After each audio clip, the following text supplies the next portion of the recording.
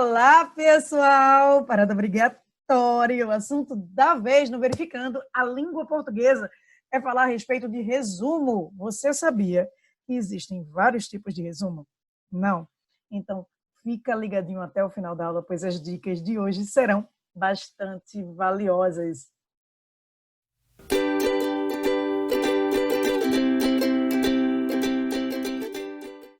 Vamos lá, né?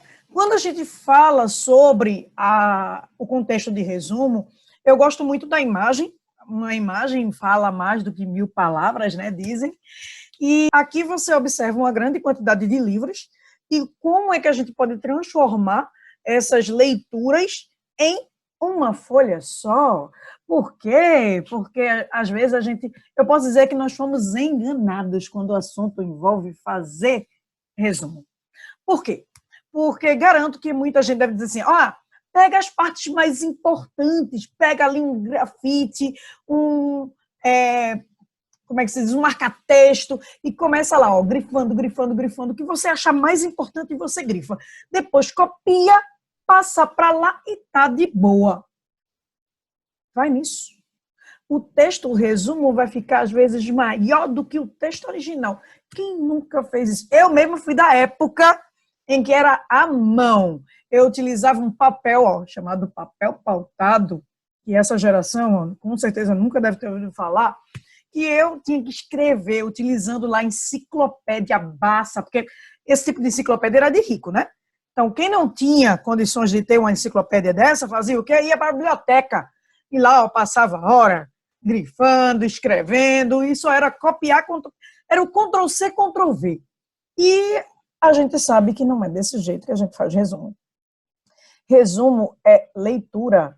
Resumo, você vai ter que ler quantas vezes for necessário para entender qual é o sentido do texto. Então, é essa a característica do resumo, criatura. E é nesse contexto aí que a aula ela precisa ganhar voz, vez, corpo, enfim.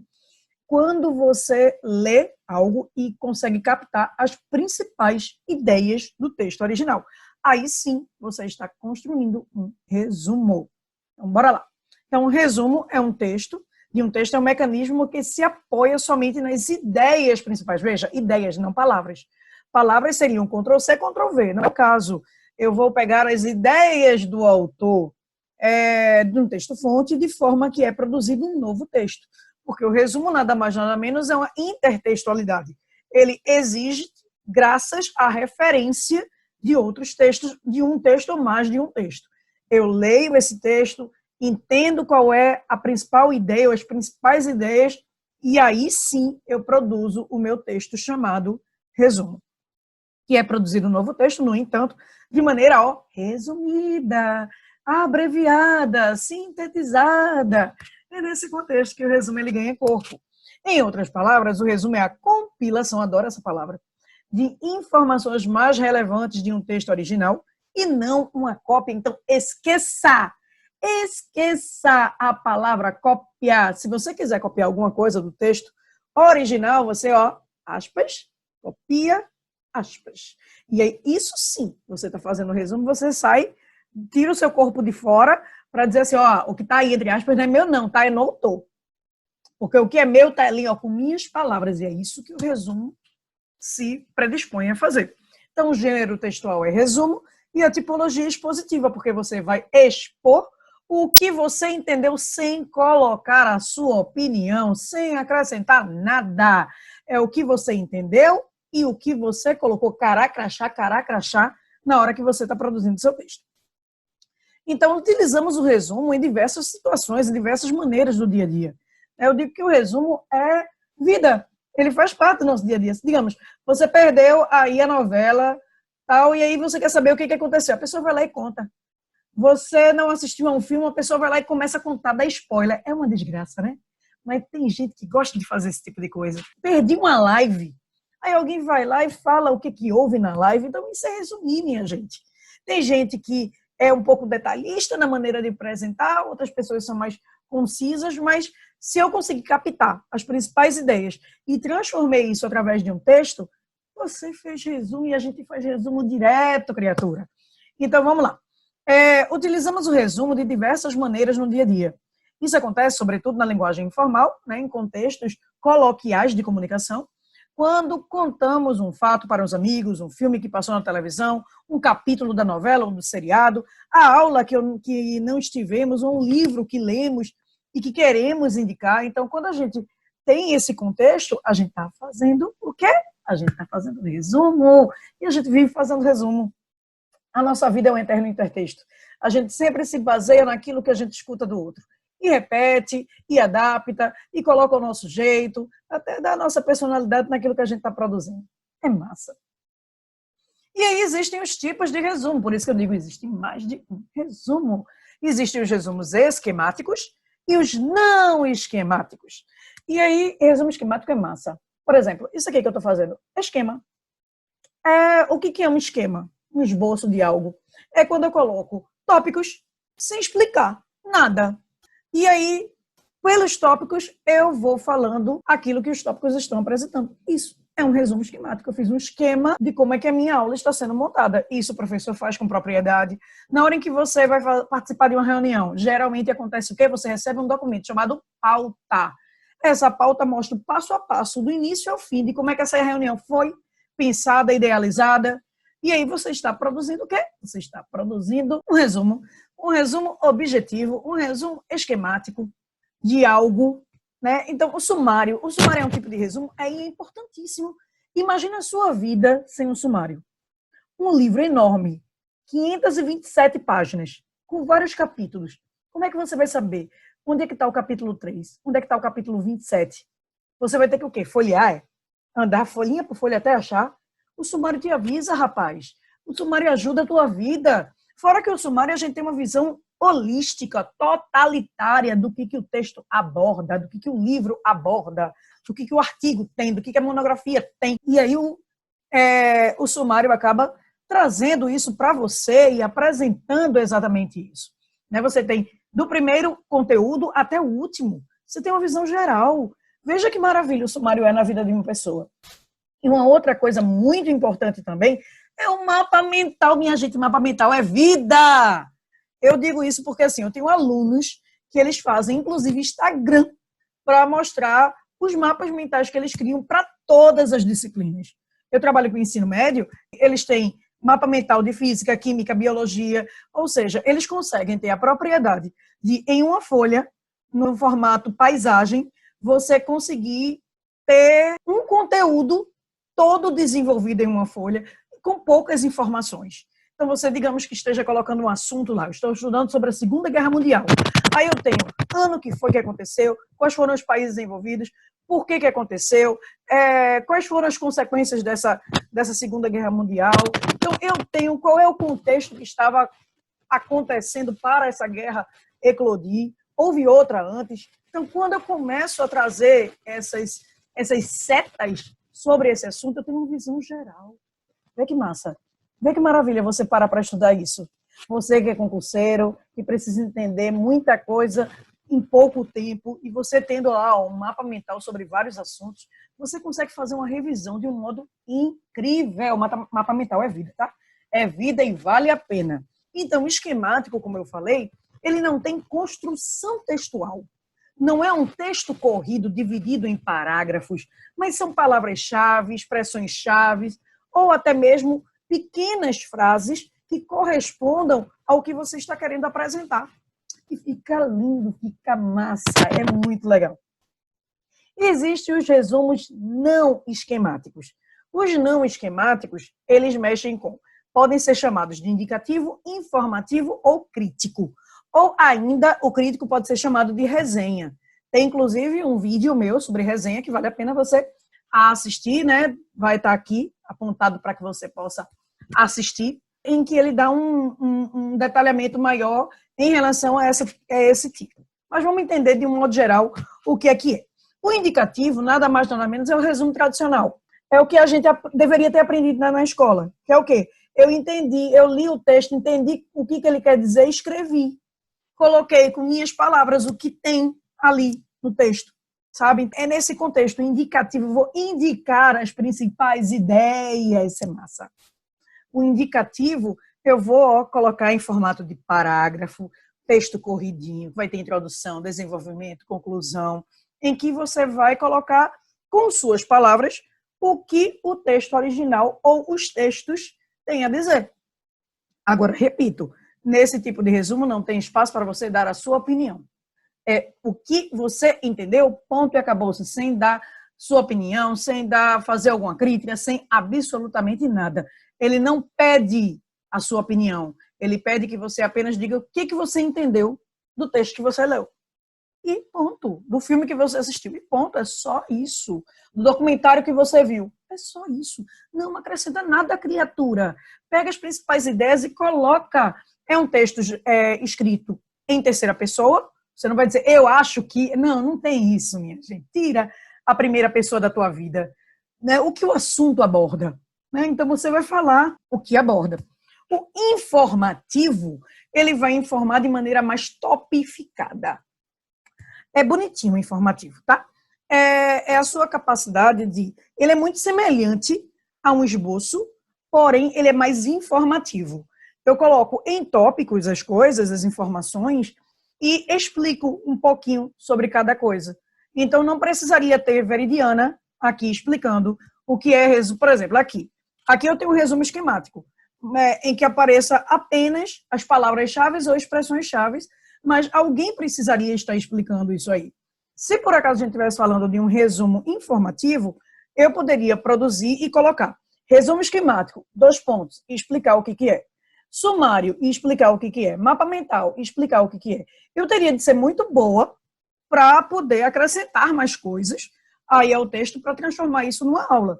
Mas uma pessoa que não sabe o que é, se ela pegar o texto, a palavra e a definição dela com explicações breves e curtas, ele vai ter uma noção geral da informação. Então, o resumo não esquemático, no estilo informativo, ele vai informar coisas importantes sobre determinado aspecto. Por exemplo, eu vou mostrar mais à frente aí o livro Memórias Póstumas de Brás Cubas, um livro escrito por Machado de Assis lá no Realismo, em que eu vou mostrar um resumo indicativo, no qual é o quê? O resumo da obra, o que a pessoa entendeu sobre a obra. E existe um resumo informativo, que vai ter a obra. Só que vejam como é que essa obra ela é apresentada. Vai aparecer assim, personagens. Aí coloca Brás Cubas, Lobo Neves, enfim, coloca lá o nome dos personagens que aparecem no livro. E aí eu digo, quem é Brás Cubas? Quem é Lobo Neves? Sabe? Quem é Eugênia? Quem é Marcela? Que são os personagens que aparecem na obra. Mais à frente, capítulos. Quantos capítulos tem? Tantos. Capítulo 1 fala sobre o quê? Um pequeno resumo. Capítulo 12 que fala que dê um parágrafo no máximo. Então, eu estou indicando, eu tenho uma noção geral do documento, só que de maneira topificada com um pouquinho texto. E isso é informativo, eu estou informando a pessoa a produzir. E o crítico é a resenha, aí sim é a sua opinião. Vai ficar bonito, minha gente, é bonito de ver. É a sua capacidade de, poxa, eu li algo, curti, não curti, curti mais ou menos. Por quê? Comente, argumente. Tenha propriedade para comentar e argumentar sobre isso. É quando os argumentos eles entram em vigor.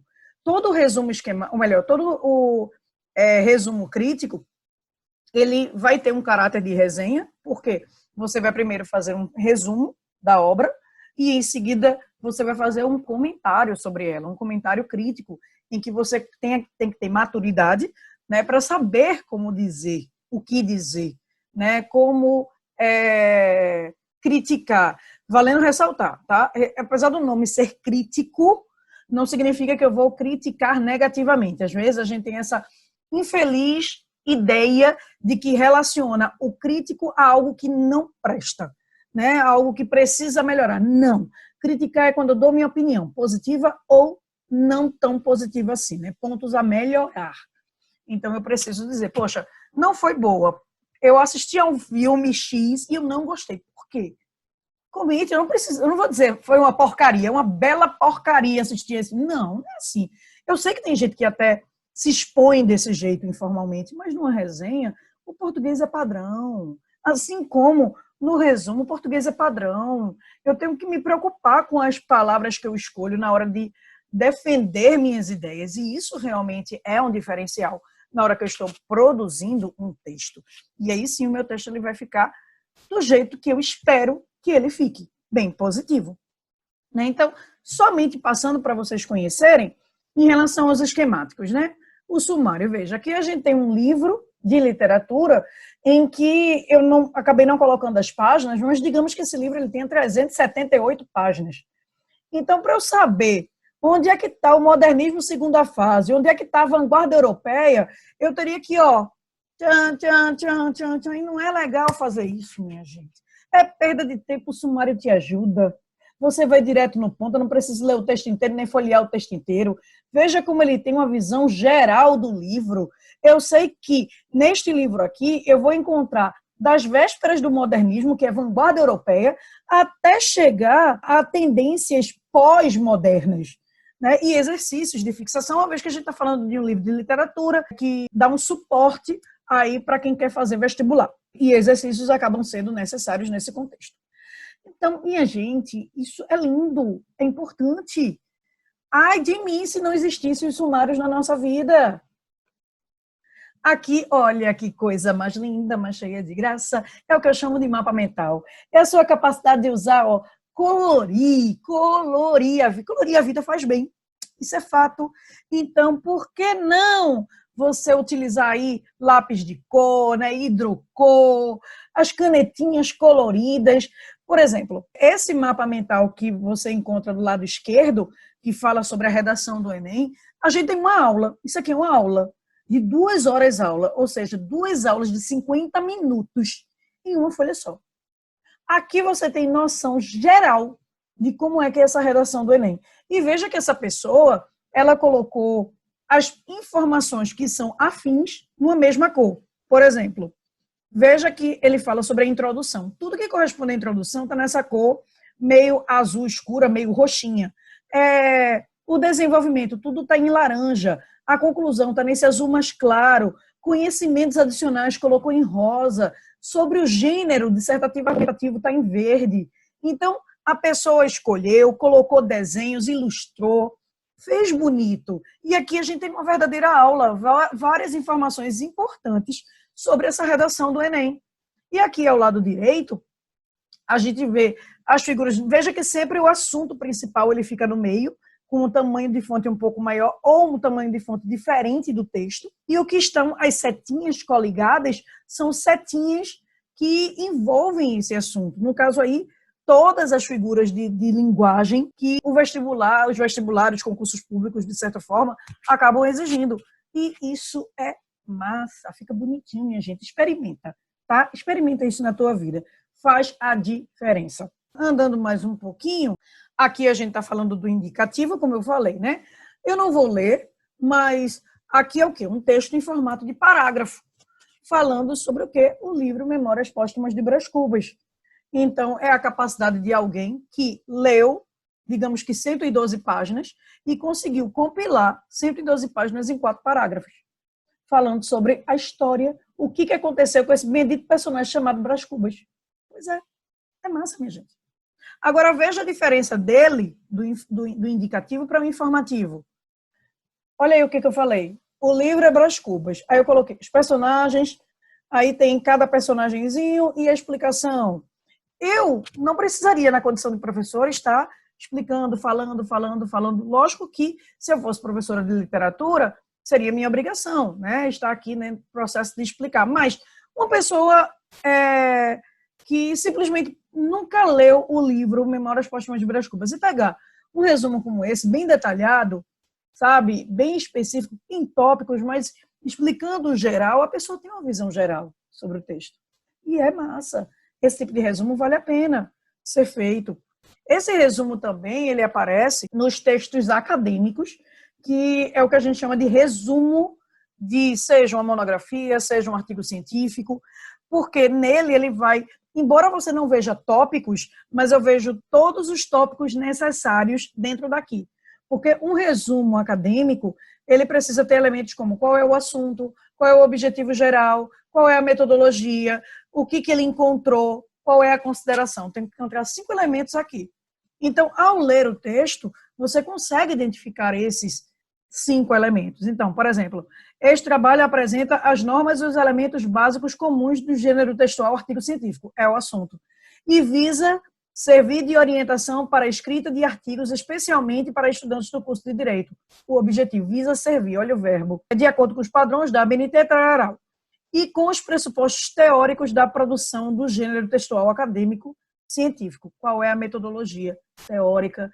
Com base em quê? Conhecimentos, pressupostos teóricos sobre o assunto. E são abordadas questões fundamentais desenvolvidas no planejamento de um artigo, características e estruturas e detalhamento dessa estrutura. Aí ele está colocando o desenvolvimento, qual foi o método que foi utilizado e o passo a passo disso.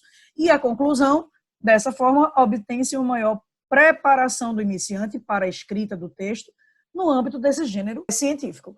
Então, aqui eu tenho 5 elementos dentro desse parágrafo. Está em um formato de parágrafo, beleza? No entanto, ele está muito informativo. Eu vou caçando. Eu já sei, isso aqui é isso, isso aqui é isso, isso aqui é isso, porque a estrutura do texto me permite a ter esses encaixes. E isso é massa. Você pode conhecer esse tipo de resumo que você vai fazer, se é que você já não está fazendo, criatura.